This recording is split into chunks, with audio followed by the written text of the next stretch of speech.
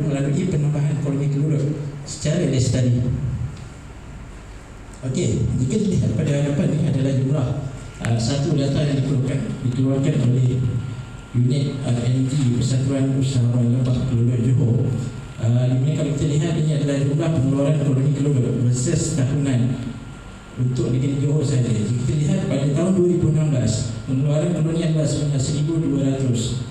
Dan jika kita lihat pada tahun 2019, kita boleh melihat satu perubahan yang begitu drastik daripada 1,200 bagi ke 10,000 koloni.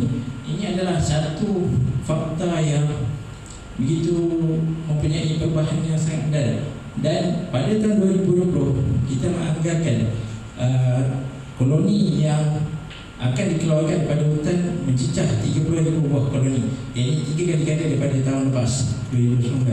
Kerana atas dasar fakta kita telah melalui 2 bulan Januari dan Februari, dan pengeluaran koloni kelurut pada 2 bulan pertama tahun ini adalah sebanyak 5,000 buah koloni.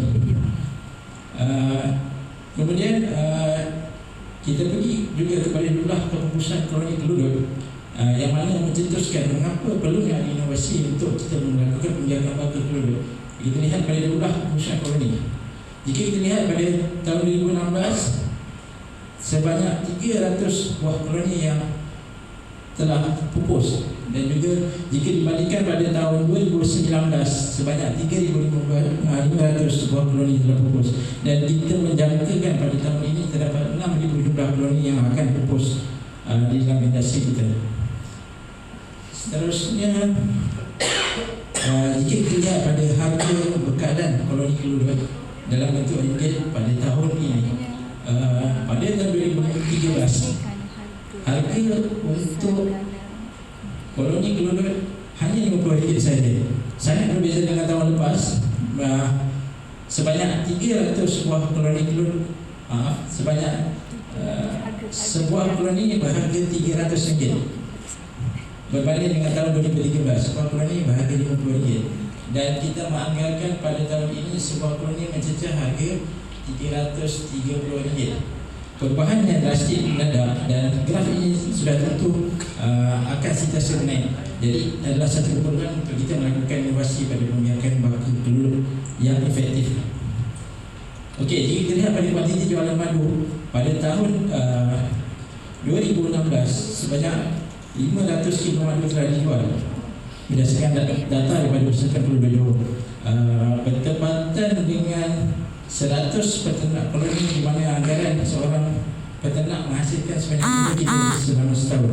Itu pada tahun 2016. Manakala pada tahun 2019 sebanyak 3,000 kilogram madu dikeluarkan oleh peternak kelurut di negeri Johor sahaja. Dan kita menganggarkan pada tahun ini sebanyak 6,000 kilo sama dengan 6 tan madu mampu dikeluarkan oleh negeri Johor. Ini bermaksud peningkatan pada jumlah madu sudah tentu menunjukkan peningkatan pada supply koloni yang banyak. Jadi apabila terdapat supply koloni yang banyak daripada pengeluaran daripada hutan, sudah tentu ini memberikan satu impak yang tidak bagus kepada kita punya ekosistem. Jadi kita perlukan satu inovasi untuk mengekalkan momentum industri kelurut kita.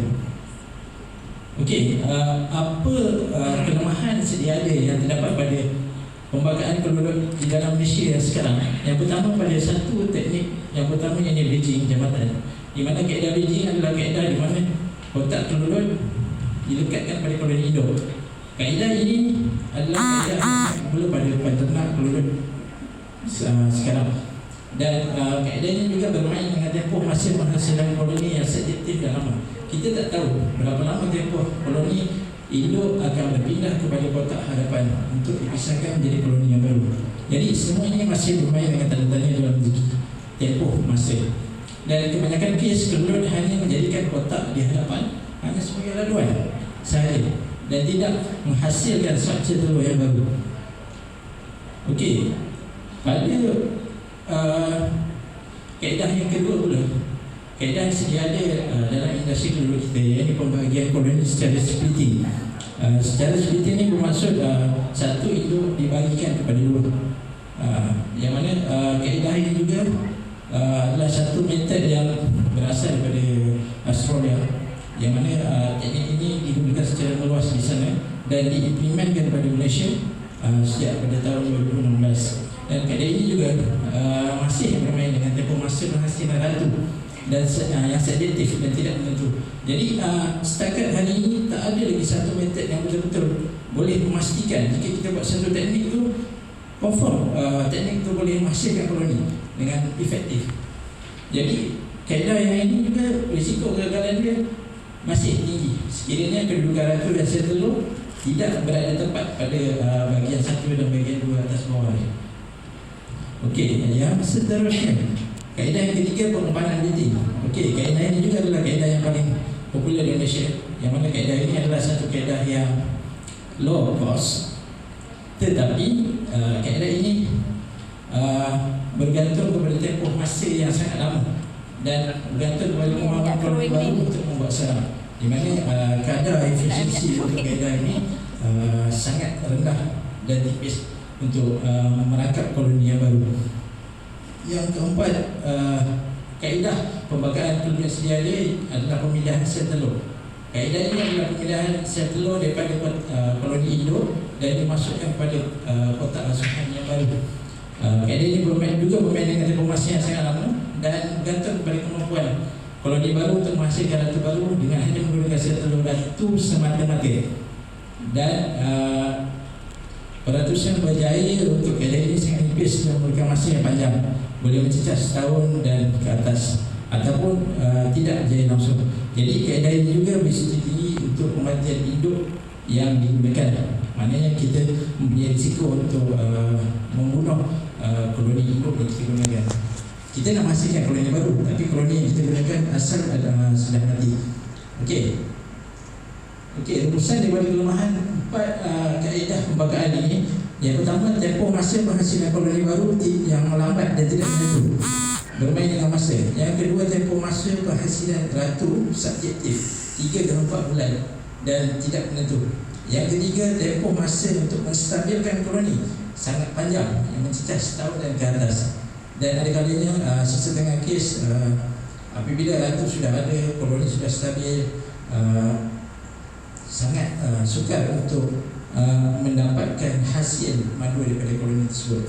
Yang keempat, berisiko tinggi kerana yang mengakibatkan keputusan koloni-koloni induk yang digunakan. Jadi kesemua rumusan ini memberikan tiada jaminan di dalam pengurusan penghasilan baka produk yang efektif, tersusun dan mempunyai ketetapan dalam tempoh masa yang singkat.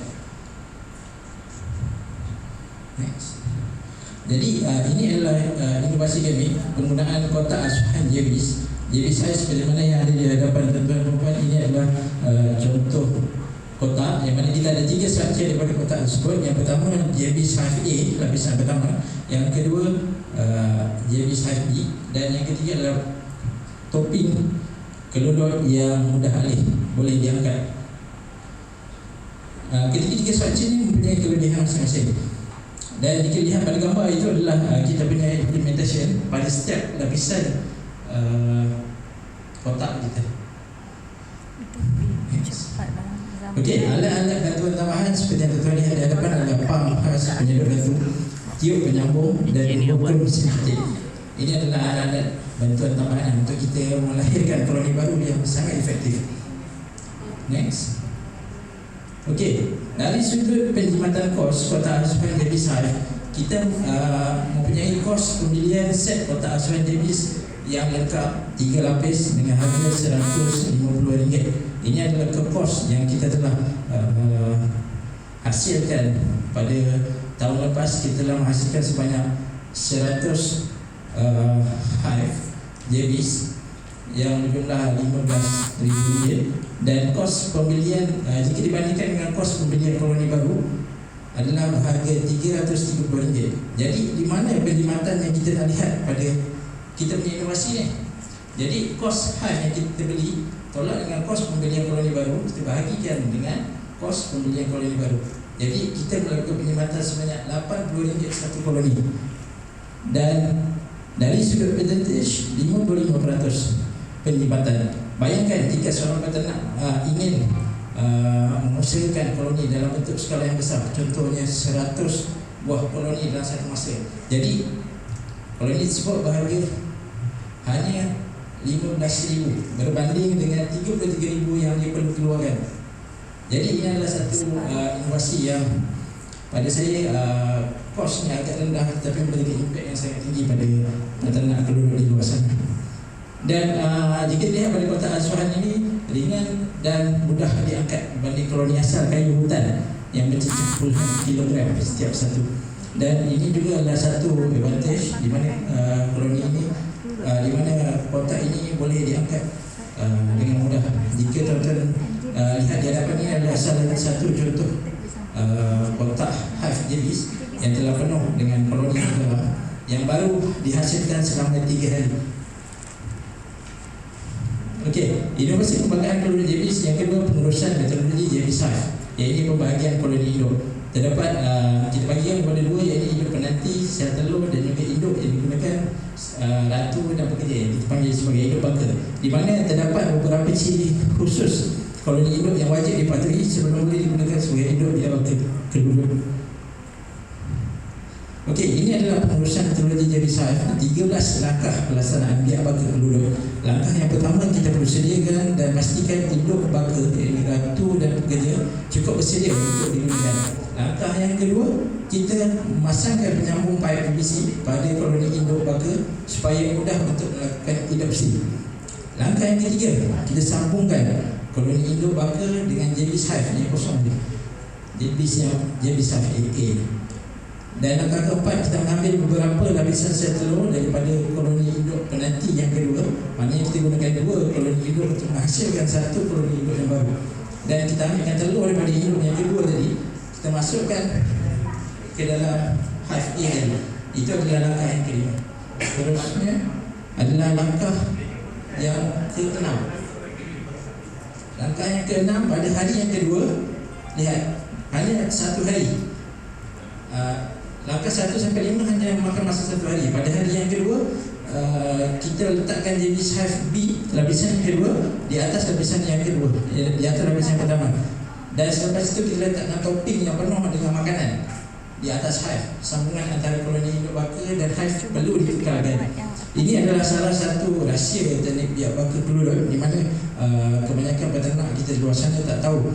Ini adalah satu keperluan di mana kita nak mewujudkan satu keperluan yang baru, dan tentu kita perlu supply dia punya keperluan asas. Jadi topping yang penuh dengan madu dan bibrit adalah satu keperluan asas untuk sebuah koloni diwujudkan.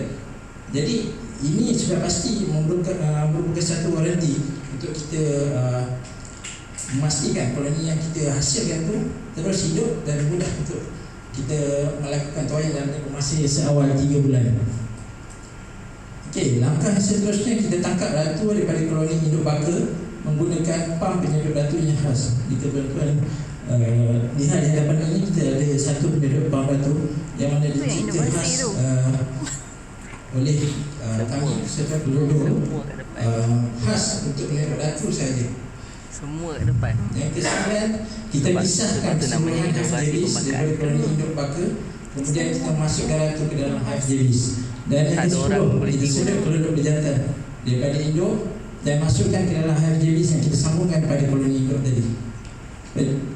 Keluluk berjantan sahaja tidak cukup, sebab dalam keluluk kita memiliki beberapa kasta bekerja. Jadi selain daripada keluluk berjantan, kita perlu juga mengambil keluluk yang berkasta nesli. Okey, pada langkah yang ke-11 ni kita adalah kita mengambil nesli daripada koloni induk tadi dan masukkan ke dalam hive JBs yang baru diwujudkan. Dan pada langkah yang ke-12, tempatkan hive JBs di lokasi asal koloni induk, manakala koloni induk bangka ditempatkan di lokasi yang lain. Pada langkah yang ke-13, kita berikan makanan tambahan supaya koloni sentiasa cukup dalam makanan. Mana kita mengoptimalkan penggunaan keluluk pekerja untuk keluar mencari makan. Di mana kalau kita optimalkan pekerjaan keluluk keluar masuk mencari makanan, ini bermakna struktur dalam sebuah koloni itu mudah dibentuk. Dan apabila mudah dibentuk, ia sudah pasti akan menjamin sesuatu koloni yang boleh dibentuk itu untuk terus stabil dalam masa yang singkat. Okay, next. Jika kita lihat perbandingan kaedah pembangkaan segala dengan kaedah JBs, Yang pertama, tiada kaedah bagi kaedah pembakaran sedia ada. Maknanya 4 kaedah yang tadi, bridging, splitting, dan juga lagi 2 tadi, tiada ciri-ciri khusus induk yang ditetapkan dan berisiko tinggi mengakibatkan keputusan koloni induk yang digunakan. Manakala pada kaedah JB pula, koloni-koloni induk diberikan perhatian, pemantauan dan jaminan ciri khusus induk sebelum dan selepas digunakan. Yang kedua, tempoh masa penghasilan koloni tidak menentu bagi kaedah pembakaran sedia ada, dan penstabilan koloni yang sangat panjang setahun dan ke atas. Manakala pada kaedah pembakaran JB pula, penghasilan koloni baru dalam tempoh 2 hari sahaja, dan penstabilan koloni yang sangat singkat serta boleh menghasilkan tuaian madu pertama selepas 3 bulan. Ini adalah satu kelebihan untuk kaedah pembakaran JB. Dan yang ketiga, kaedah pembakaran sedia ada, tempoh masa penghasilan ratu yang subjektif 3 ke 4 bulan dan tidak menentu. Manakala pada kaedah pembakaran JB, tempoh masa penghasilan ratu adalah seawal 2 minggu dan selewat-lewatnya adalah 6 minggu berdasarkan kajian kami, dan sudah mulai aktif bertelur. Maknanya bukan ratu yang masih kita panggil ratu dara, tapi ini adalah ratu yang sudah mula bertelur. Maknanya apabila suatu ratu itu sudah mula bertelur, maksudnya dia sudah bersedia untuk menstabilkan koloni itu dalam masa yang singkat. Seterusnya, okey, rumusan kelebihan kaedah pembakaran koloni JB. Yang pertama, tempoh masa penghasilan koloni baru dalam tempoh 2 hari dan peratusan kejayaan yang sangat tinggi, melebihi 90%. Yang kedua, tempoh masa penghasilan ratu matang yang aktif bertelur dengan tetap seawal 2 hingga 5 minggu. Yang ketiga, tempoh masa penstabilan koloni yang sangat singkat, seawal 2 bulan, dan tuaian madu boleh dilakukan pada bulan yang ketiga. Yang keempat, menitik beratkan ciri-ciri asas koloni-koloni induk yang digunakan dan pemantauan berkala untuk memastikan koloni induk dapat digunakan pada cycle yang seterusnya seawal 2 ke 3 bulan. Jadi kesemua aspek ini memberikan rumusan jaminan di dalam pengurusan penghasilan baka keluduk yang efektif, tersusun dan mempunyai ketepatan dalam tempoh masa yang singkat. Jadi ini adalah satu perkara yang sangat bagus untuk kita punya industri keluduk, di mana jika lihat pada metod-metod yang sedia ada sekarang, baru masih bertanya-tanya dengan kaedah-kaedah yang mereka gunakan, sama ada jadi atau tidak, dan selanjutnya mereka akan bermain dengan masa yang tidak tentu. Seterusnya, impak pelaksanaan kaedah pembakaran JB dalam komuniti peternak penduduk Malaysia. Yang pertama, kita akan mewujudkan satu cabang baru sumber pendapatan usahawan keluduk melalui perusahaan penghasilan baka keluduk berkualiti dan konsisten. Kalau kita tengok sekarang ni, kita sibuk bila berkata je masa keluduk, semua orang bercakap pasal madu. Jadi sekarang yang ada hanya usahawan yang menghasilkan madu, tetapi kita masih lag lagi dalam cabang industri keluduk yang ini menghasilkan seorang peternak yang mampu untuk melahirkan baka-baka keluduk yang berkualiti. Jadi impak yang kedua, mengurangkan kebergantungan kepada sumber asal keluduk. Secara tak langsung, apabila kita boleh buat biar baka keluduk, penggantungan pada hutan juga akan berkurangan. Jadi sekaligus benda ini dapat memberikan impak yang bagus kepada kelestarian hutan kita. Yang ketiga, memupuk kaedah peternakan keluduk yang lebih mampan dengan penggunaan kotak asuhan hive bertepatan dengan keperluan asas ladang peternakan mengikut spesifikasi MyGet MS 2679/2017 klausa 4.4.1, yang mana penggunaan hive adalah wajib di dalam satu ladang MyGet dan tidak dibenarkan satu sekalipun penggunaan koloni induk yang menggunakan batang kayu hutan yang asal. Okey, Inovasi pembakaran keluduk JB juga memberikan impak pada seksyen atau unit Jabatan Pertanian dan semua agensi-agensi NGO seperti RISKA, Peladang, Felkra, Vega, Tegora dan lain-lain. Dan impak dia kepada komuniti peternak keluduk Johor JB yang merupakan persatuan berdaftar dengan ROS dan mempunyai jumlah keahlian seramai 800 orang ahli setakat ini dan menternak di kawasan perumahan, kebun buah-buahan dan pinggiran hutan. Jadi ini adalah beberapa kelas biak baka yang kita lakukan sebelum ini, khusus untuk kita memperkenalkan inovasi ini, inovasi pembakaran keluduk, yang mana beberapa kelas ini telah dilakukan di Batu Mahat.